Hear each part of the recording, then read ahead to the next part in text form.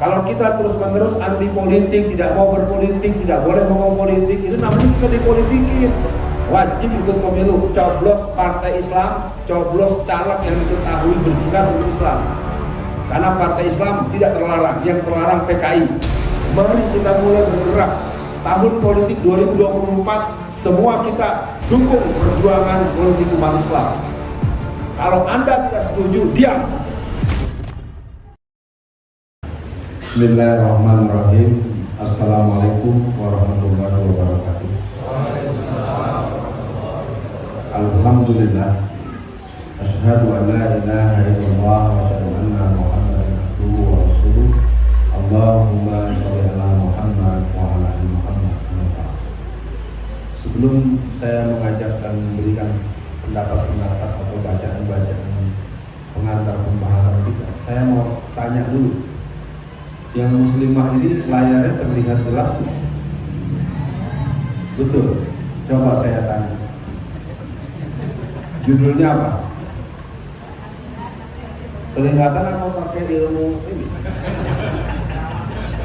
Ilmu nerawang atau kelihatan? Kelihatan, syukur kalau kelihatan. Saya tadi di perjalanan sempat diskusi dengan teman-teman. Kita ini kadang-kadang dengan alasan-alasan itu akhirnya kita nggak bisa belajar bersama. Dulu pernah saya mengisi pengajian di sebuah SMA negeri di Jakarta Selatan. Waktu itu sedang pokoknya kalau ada pertemuan laki-laki perempuan dipisah. Apa yang terjadi? Dipisah itu total. Jadi yang kedengaran cuma suara, ruangan itu ditutup semua. Padahal saya menggunakan whiteboard. Saya bilang, udah kalau gitu saya pulang lagi, saya nggak mau pengajian. Ya, ini artinya sering dengan alasan-alasan normatif kita tidak memberikan kesempatan yang sama, padahal tolakul ilmi ala kulli muslimin wal muslimatin, ya, walaupun hadis itu ditambahin ya, tapi maksudnya ya baik. Kalau gitu semua yang hadir, mari kita mulakan pengajian kita dengan sama-sama membaca basmalah. Bismillahirrahmanirrahim.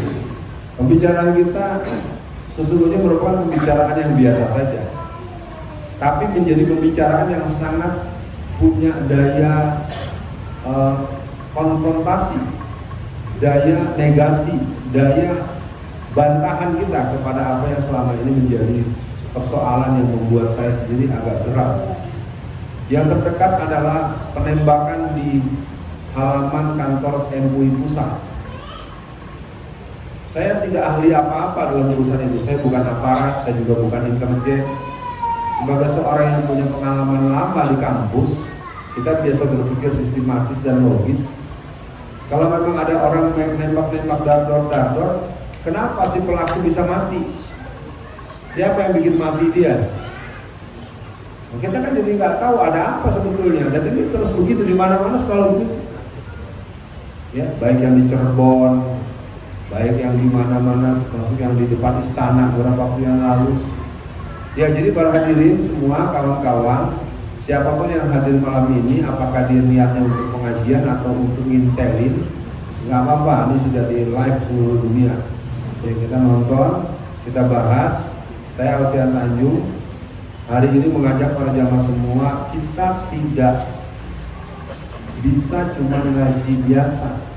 Ngaji kita harus ngaji yang mengarah kepada gerakan penyelamatan bangsa kita dari invasi Cina, gerakan penyelamatan kita, negara kita daripada eksisnya sebuah kelembagaan partai dengan wajah beragam yang berlogo Palu Arif, yang sekarang Arif dan Palunya disembunyikan, masuk ke kebun binatang, masuk ke pohon-pohonan, masuk ke warna-warna, masuk ke gambar Ka'bah. Ya, saya berani bertanggung jawab karena saya 35 tahun di P3. Jadi artinya infiltrasi kaum PKI itu sekarang ada di semua tempat, termasuk di ruangan ini. Karena ada kader-kader mereka yang ditugaskan dengan formula KKN, kerja di kalangan muslim. Ya. Tahun 1986, sekretaris DPD Golkar DKI Jakarta itu disidang oleh BINDA, Badan Intelijen Negara Daerah DKI Jakarta. karena dia ditengarai adalah seorang kader PKI tahun 1960-an. Bayangkan 1986 sekretaris DPD Golkar itu sempat disidang karena dia diduga adalah anggota Pemuda Rakyat. Dia bantah terus, tidak, saya bukan PKI, saya bukan Pemuda Rakyat, tidak. Ini saya sampaikan ini, silakan koreksi buat teman-teman Golkar yang masih di pengurus. Akhirnya pihak BIN itu mendatangkan teman dari Klaten, sesama Pemuda Rakyat, didatangkan ke Jakarta karena proses interogasinya ketat. Dan ketika temannya datang itu dia menunjukkan ekspresi orang kenal. Sopo sampai. Bayangkan Bapak, teman berbelas tahun, Bapak dengan saya berteman belasan tahun, pas ketemu saya bilang gak kenal, gimana perasaan Bapak? Rupanya temannya itu agak terpukul, dibilang gak kenal. Terus dia bilang, sampean itu ya, Bapak kayak sampean meninggal dunia, sampean gak kenal. Terlihat air matanya mengalir. Nah, kan tadi dia berbohong, dia bukan PKI, bukan Pemuda. Hanya saya ingin katakan kepada yang hadir pada malam ini, pengajian ini harusnya dikawal oleh tentara dan dikawal oleh intelijen polisi. Karena kita sedang berbicara tentang bagaimana menyelamatkan NKRI. Cuma kelihatannya itu hanya ilusi. Ya, mari kita berserah kepada Allah dengan proses yang telah disepakati saya dengan pihak panitia. Seluruh pemirsa yang menyaksikan, mari kita bahas jihadis bukan teroris, jihad versus teroris. Kita mulai dengan terminologi. Apa pengertian terorisme? Perbincangan ini sebetulnya membutuhkan beberapa syarat. Syarat pertama adalah syarat peserta. Bahwa peserta yang ada di ruangan ini diduga adalah orang Islam yang agamanya di atas C lah, kalau orang sekolah B. Kira-kira ini di masjid ini di ruangannya nilainya B apa D? A semua ya. Insya Allah. Berarti IPK-nya 4,0. Luar biasa. Baik, kita masuk ya. Apa sih yang disebut dengan teroris? Kenapa saya mengajak para jamaah semua membahas ini? Karena kita kadang-kadang jadi tidak ngerti. 160 orang TNI dan Polri dibunuh di OPM, di Irian. Tapi yang dikejar-kejar ustadz-ustadz kita yang gak ada urusan. Harusnya di sana kan menurut keputusan pemerintah bahwa OPM itu sudah diberikan label sebagai teroris. Kalau ada BNPT, Badan Penanggulangan Nasional, harusnya BNPT ke sana. Densus 88 yang akan memberantas ke sana mestinya Pak, bukan nangkep-nangkep ustadz-ustadz kita. Nah, ini jadi menarik. Maka dari itu, mari kita teruskan. Jadi yang namanya terorisme itu adalah serangan terkoordinasi, ya, baik secara fisik maupun psikis yang bertujuan untuk membangkitkan hal-hal hil, ya. Apa tujuan teroris? Tujuan terorisme adalah digunakan sebagai senjata psikologi untuk menciptakan suasana tidak menentu. Kita diteror, kita tidak mungkin menang lawan partai tertentu. Bohong, Pak. Kita pernah punya catatan Front Islamic Salvation di Aljazair. Pada tahun 1991 itu menang hampir 90%. Atau kalau mau di Indonesia tahun 1977 pemilu di Jakarta, Jawa Barat, Sumatera Barat atau Sumatera Raya itu Golkar kalah, Pak. Kelemahan kita sekarang, kita berpartai tidak ikutan, jadi Taliban nanggung. Terus terang saja, kalau nggak mau berpartai, Taliban semua. Jadi kita enak menangnya seperti Akhundzada. Jadi Taliban nggak berani. Berpartai katanya kafir, togut, kufur. Jadi ente maunya apa? Saya tidak sedang menyindir siapa-siapa. Ini kondisi kita sekarang ya. Anda bisa bayangkan kalau saya seorang Bupati Karanganyar. Bupati Karanganyar namanya Alfian Tanjung. Menghadapi Idul Adha, seluruh masjid akan dikirimi 1 ekor sapi yang harganya 100 juta. Digunakan dari APBD dan hasil musyawarah dengan DPRD yang ada di Kabupaten Karanganyar. Saya cuma tanya satu, bukan halal haram. Terwujud nggak? Terwujud. Orang saya bupati yang ini yang saya maksud. Jadi saudara-saudara harus ngerti dulu. Kalau kita terus-menerus anti politik, tidak mau berpolitik, tidak boleh ngomong politik, itu namanya kita dipolitikin. Jadi malam ini kita bicara jihad politik. Jihad yang lain tetap dipersiapkan, nggak usah nanya lagi. Karena politik itu adalah perang tanpa senjata. Ya, jadi mudah-mudahan di forum ini jangan lagi ada yang nggak ikut pemilu besok. Wajib ikut pemilu, coblos partai Islam, coblos caleg yang diketahui berjihad untuk Islam. Karena partai Islam tidak terlarang, yang terlarang PKI. Ini nggak ada larangan partai Islam. P3 asasnya Islam. Anda nggak usah ketawa-ketawa. 99% saya jamin Partai Persatuan Pembangunan akan memilih yang diarahkan para ulama dan disepakati oleh umat Islam. Sekarang saya tanya nih, terbuka. Kita mau jagoin siapa nih besok presiden kita? Jawab. Berapa yang jawab? Halo, siapa yang mau dipilih?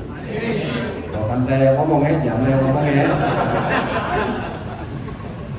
Dulu di Jakarta juga begitu.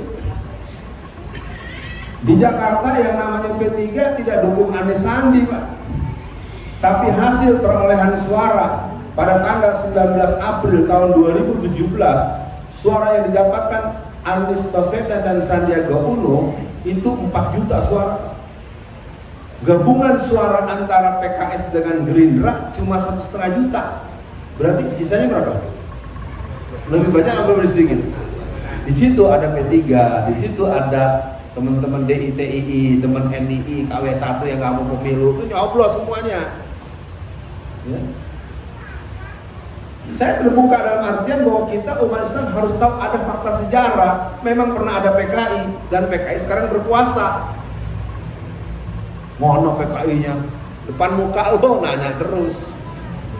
Ya. DITII ada, NII ada, memang pernah ada. Memang kenapa ada? Kartosuwiro itu pejuang atau penjahat?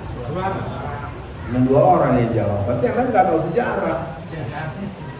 Oh, itu kan salah lagi. As-Syahid Kartosuwiro adalah sosok orang yang menjadi bagian dari perjuangan Islam. Penamaan dan penyebutan yang negatif itu kan karena dia konflik dengan Soekarno, bukan urusan negara kita. Sayang kita memang lemah ya. Di antara kelemahan kalangan muslimin adalah minim pemahaman sejarah perjuangan politik umat Islam, minim sejarah perjuangan umat Islam. Ya, terus terang saja. Umat Islam ini adalah umat yang paling sah untuk mengurus negara ini. Karena dulu orang masuk Kristen karena ingin aman dari tekanan Belanda. Jadi nggak ada cerita orang Kristen bikin Indonesia merdeka tuh nggak ada cerita. Kitanya aja yang minder, kitanya aja nggak enak. Orang gitu Ustaz. Lucu gitu, ya lu nya dibohongin sama mereka. Sekarang umat mayoritas tertindas. Umat mayoritas nggak boleh sholat pakai karpet, karpetnya digulung. Betul nggak 2 tahun lalu? Memang di tempat ibadah agama lain begitu.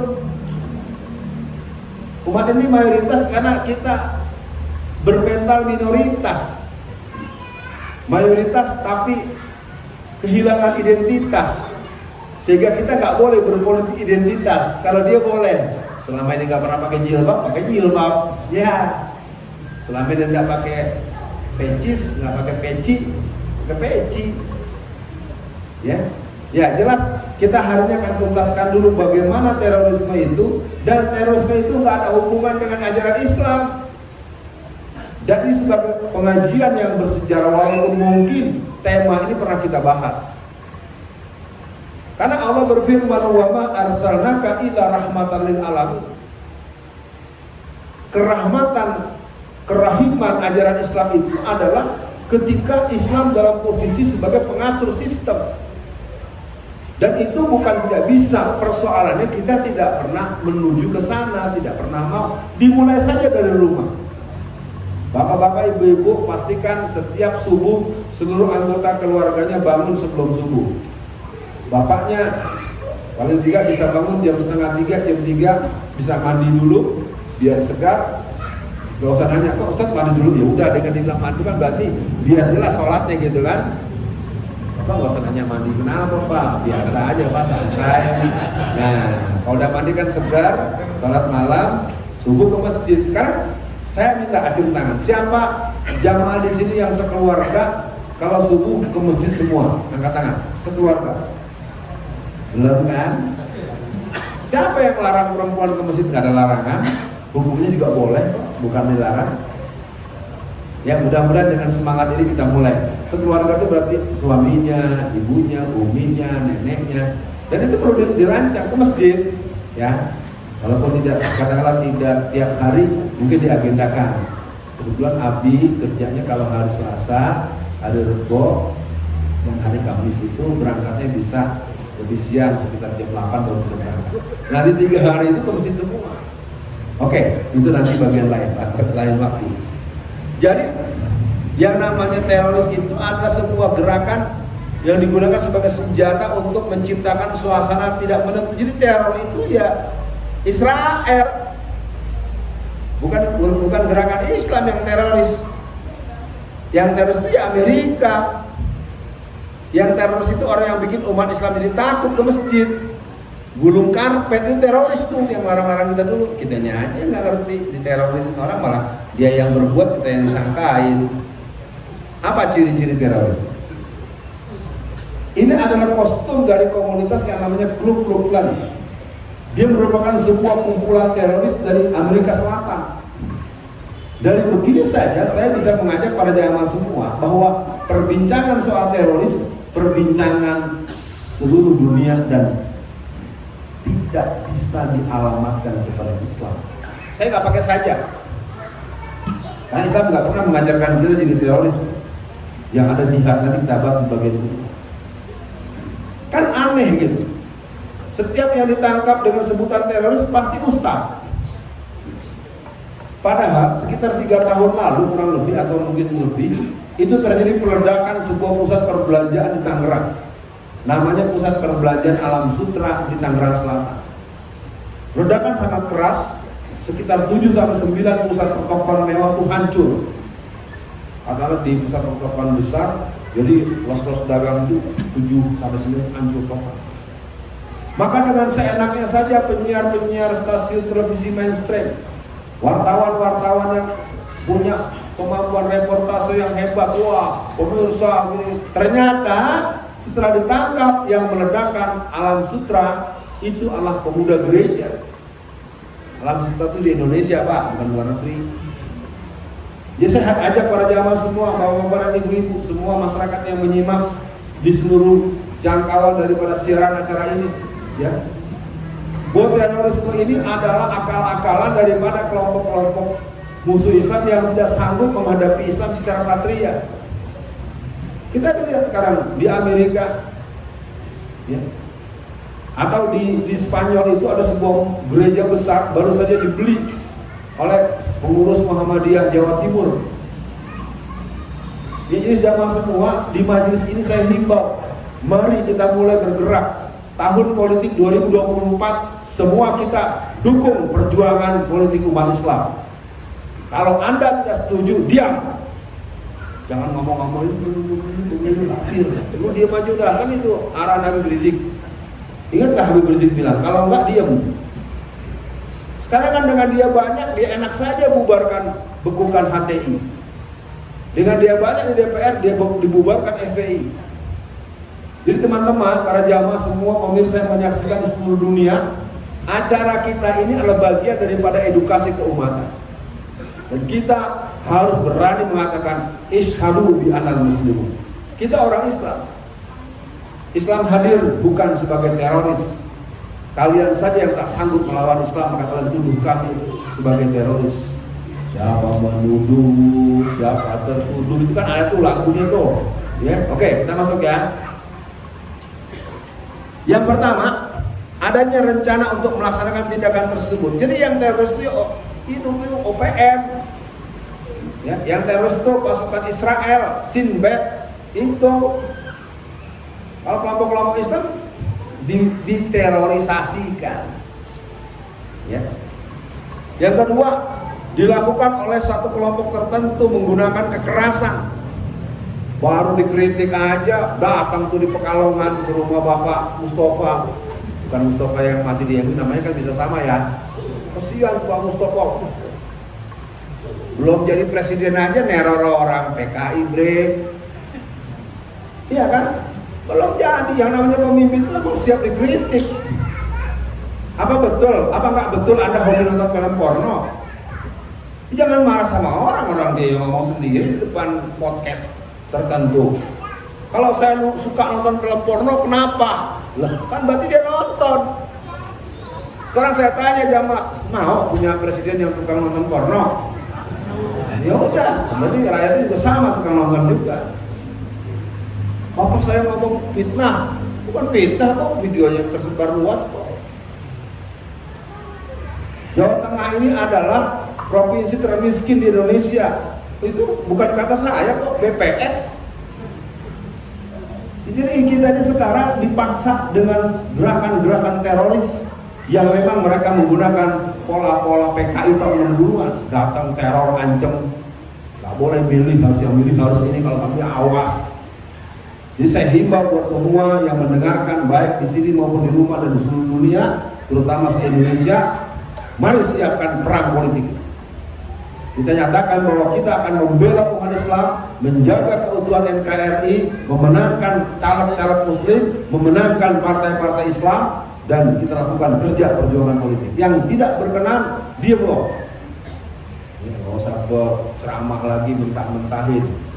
Ya, Bapak kalau nggak suka sama politik Islam, diam Pak. Karena kalau Islam berkuasa, pasti Bapak dibelain. Mau lihat Pak Anies waktu Gubernur Jakarta, semua gereja disumbang, semua wihara disumbang, itu pemimpin Islam. Jadi jangan salahkan juga kalau disumbang masjid, ya. Masa gereja disumbang, wihara disumbang, masjid nggak boleh disumbang? Gubernurnya Muslim, lucu memang. Orang kafirnya memang harus diperangi, Pak. Baca Quran dan nanya Ustaz yang lain dah. Ya, jangan takut. Jihad bukan teroris. Ya, panjang kalau dibahas terus dan seterusnya dan seterusnya. Nah, kita lihat contoh pelaku dan tindakan terorisme. Coba anak kecil dituntun, ini kan 2 orang pasukan Israel. Beraninya anak kecil. Ya. Baik, siapa saja? Yang pertama, invasi Amerika dan sekutunya ke Afghanistan dan Irak. Afghanistan itu adalah sebuah negara yang pernah berperang hebat melawan kepemimpinan yang dimotori oleh Rusia waktu itu. Adalah Najibullah dan Babra Karmal adalah orang yang berpaham komunis.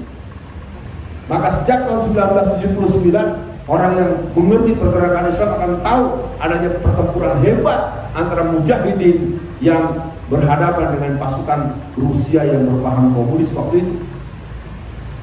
Nah, dari 7 faksi mujahidin, ya, yang dipimpin oleh Abdul Rasul Said, Khan Yunus Khalis dan lain-lain, maka mereka punya generasi kedua namanya Taliban. Taliban generasi pertama pimpinan Mullah Omar. Mullah Omar itu adalah seorang pasukan jihad generasi pertama dari kelompok-kelompok mujahidin yang mulanya punya anggota cuma 30 orang. Mereka begitu terkenal karena dia adalah kumpulan orang yang rajin ibadah dan jadi laskar Islamis, jihadis yang menjadi tempat mengadu masyarakat. Yang paling legendaris ketika datang 1-2 orang bapak menemui Mullah Omar, wahai Mullah Omar, anak kami diculik oleh orang-orang yang jahat. Lalu laskarnya menyerbu dan kemudian berkembang luas. Tahun 1996 sampai 2001 akhirnya Afghanistan diambil alih kembali oleh Amerika. Lalu apa yang terjadi? Amerika tidak sanggup berlama-lama di sana, walaupun dibilang sebentar ya 20 tahun dulu. Tanggal 15 Agustus tahun 2021 maka merdekalah Taliban. Dengan segala penjelasan, orang boleh bilang dibantu ini, yang jelas Akhundzada dan kawan-kawan. Sekarang pertanyaannya, Indonesia udah siap belum berjuang pola Taliban? Udah siap belum? Halo? Iya, kalau belum, nah, pakai pola Erdogan dulu. Ya, mesti ngerti semua nih. Kalau nggak ngerti-ngerti, nggak cerdas-cerdas nih. Ya, jadi dua pola itu nggak ada contohnya. Taliban merdeka. Kenapa? Karena Taliban itu pasukan perang semua. Kenapa mereka bisa mengalahkan Amerika? Karena mereka tidak pernah belajar perang dari Amerika. Bagaimana Anda mau melawan musuh? Orang Anda belajar dari musuh? Jangan mimpi kalau pasukan Indonesia mau melawan Amerika. Kalah. Ya, kita lihat. Irak ini ada sebuah negara yang sangat kuat. Dengan segala kritiknya, Saddam Hussein itu seorang Sunni. Maka pada tahun 2003 dituduhlah dia sebagai orang yang memberikan menyiapkan senjata pemusnah musnah massal. Dan itu bohong ternyata.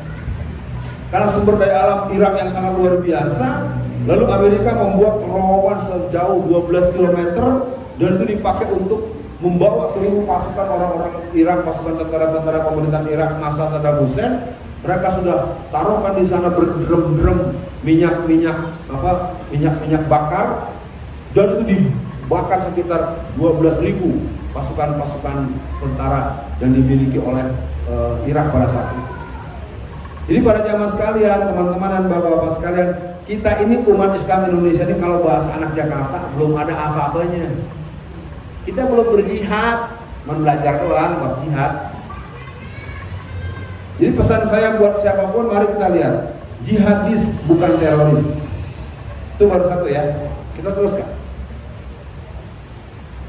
Pada tahun 1995 ada peledakan gas sarin di Jepang.